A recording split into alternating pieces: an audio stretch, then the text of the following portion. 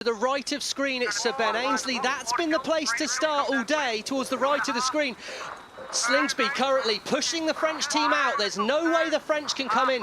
Big gap between the Australians here. 6 seconds to go. Who's timed it right? Slingsby turns the boat down at over 87 kilometres an hour.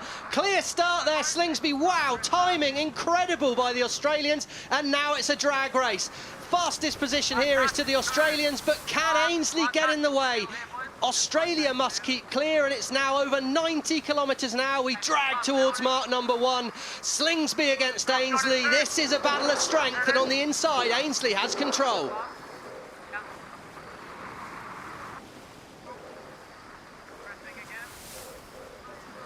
What a shot that is there. We see the Australian crew driving down over the top of Sir Ben Ainslie, just in the lead at mark number 1. It's Australia, but Ainslie clinging on at 88 kilometres an hour. He's in the dirty wing wash of the Australians. Looks like we've got a protest here. Australia must keep clear. Australia must keep clear. Sounds like a protest. That will go to the umpires, and now it's going to be all about the boundary jibe. The French split away looking for space, and Ainslie sets up to jibe.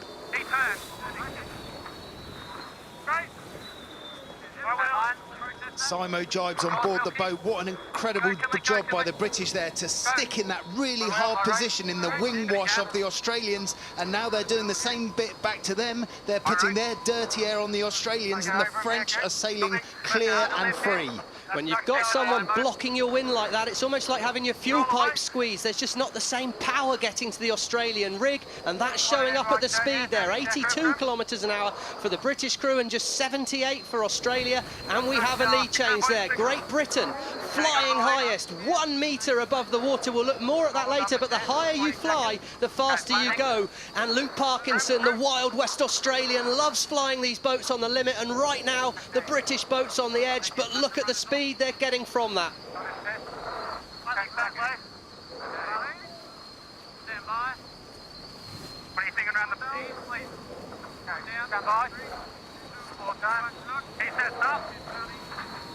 Jibing there on board the French boat, and it's the British jibing at the same time. This will be a ley line for the gate here. Tom Slingsby jibes on the inside. Can he cut the corner on Ainslie? They look like they're good for the mark. Yes, gate number 2, total control to Sir Ben Ainslie. He'll love that the Australian crew is following him around this mark. Right turn, wide in, tight out. That's what we want to see around here. And now Slingsby's going to need to make something happen. And just before they got to that leeward mark, the wind speed went up to 40 kilometres an hour, so 21 knots in old money. This is now getting pretty lively in terms of wind speed out there.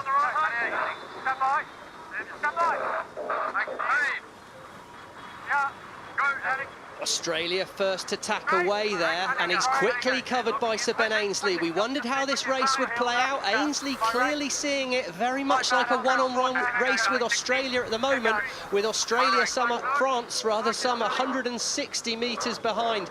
Expect to see this battle play out here. Slingsby needs to make the race move back to the middle of the course and then start throwing a lot of tacks in. Is that how you'd approach it, Fred?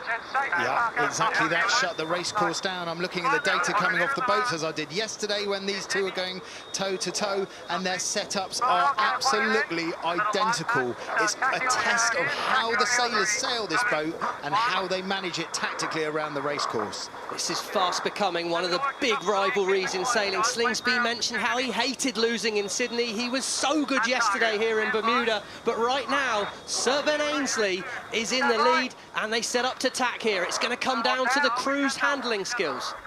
And this could be an opportunity for the French to get out of phase with these two boats. They're locked in 3rd place now. Do something different. Try and shake it up a bit. Try and get a gold or silver medal from Bermuda.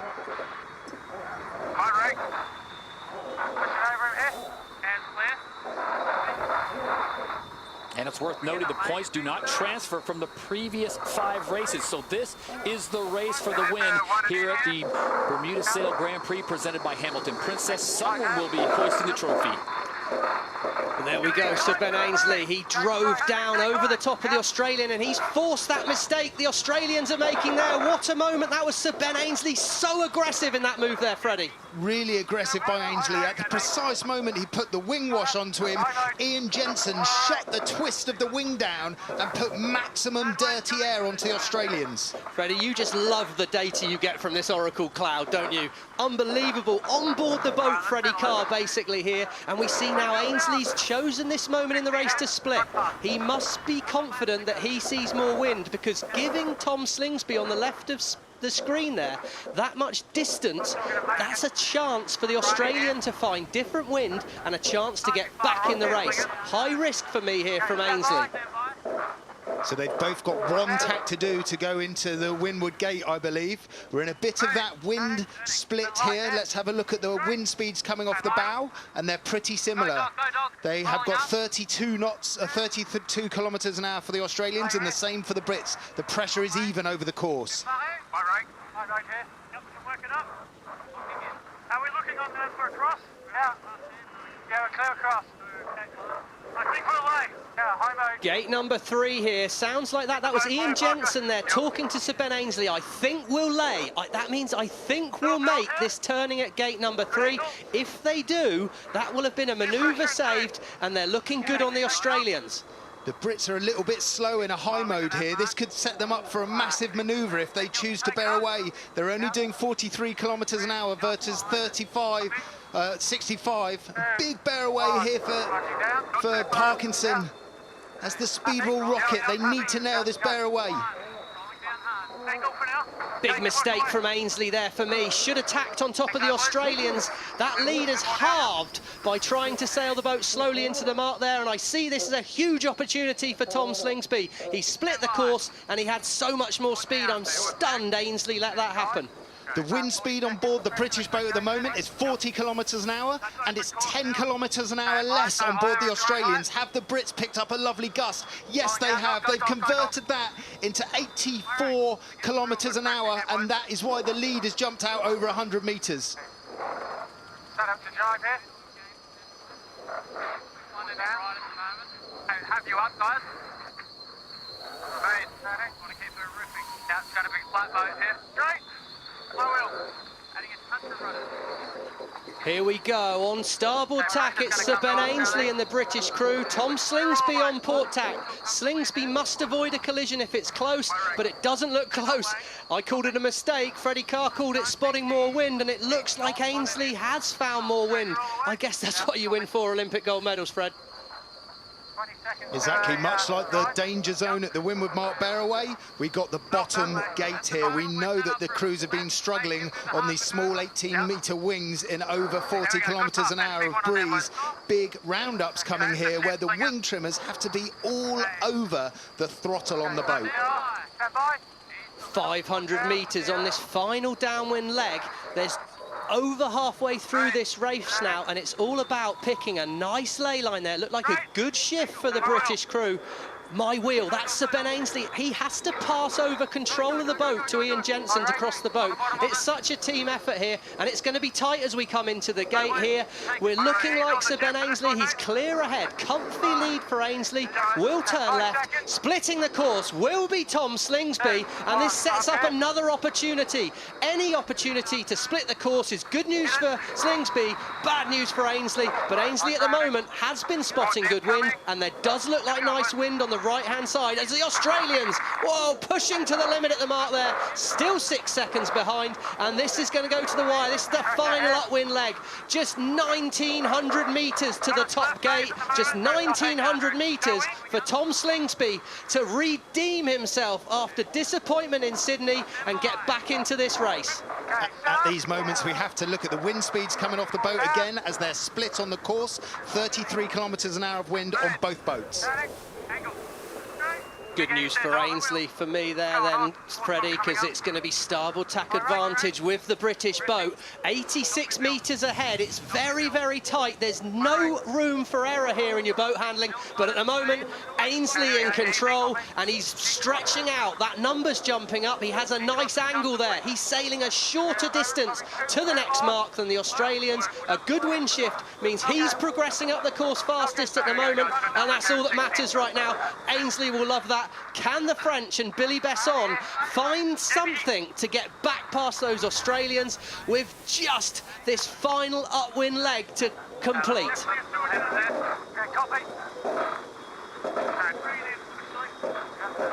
So over 200 meters is the lead for Great Britain. Remember, Sir Ben Ainslie came into this event. He finished 7th twice in the first 2 races, and he has rebounded nicely here on the final day at the right time. Todd, you're only as good as your last race, and there's never more true than that than in SailGP, where this final is winner takes all. Ainslie didn't look great yesterday, but my word, he was heard to be coming out of the lift in the hotel this morning, absolutely firing, and he's turning out on the water. Those ladder lines on the course show us how quickly the boats are progressing up the course, and at the moment, 150 metres ahead of the second place Australian, and with the French crew not even in the picture, just 600 metres and maybe 2 more tacks separates Sir Ben Ainslie from victory here in Bermuda.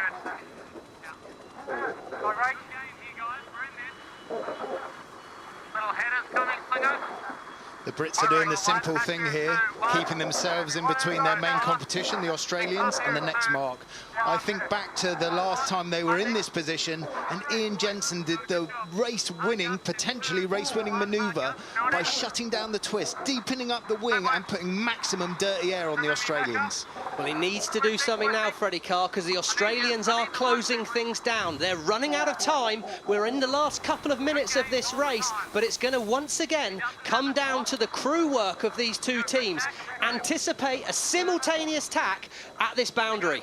This is a Simo tack for the regatta win. This is the maximum pressure tack of the weekend. Here we go.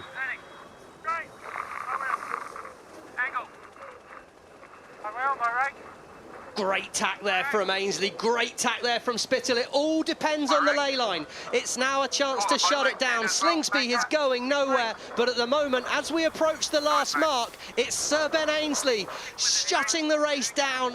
Brilliant tactical racing there from Sir Ben Ainslie, and now it's the sprint to the finish. Here we are in Bermuda, we're back. The racing has never been tighter, and from nowhere, Sir Ben Ainslie, 4 times Olympic gold medalist, Ian Jensen Olympic gold medalist, Luke Parkinson round the world yachtsman. There's Matt Gottrell Olympic gold medal. No, sorry, it's Neil Hunter on the bow there with Richard Mason pumping hard on that grinding pedestal, and they are going to be the winners here in Bermuda of SailGP Bermuda. What a comeback from Ainslie, and how much is that going to hurt Slingsby?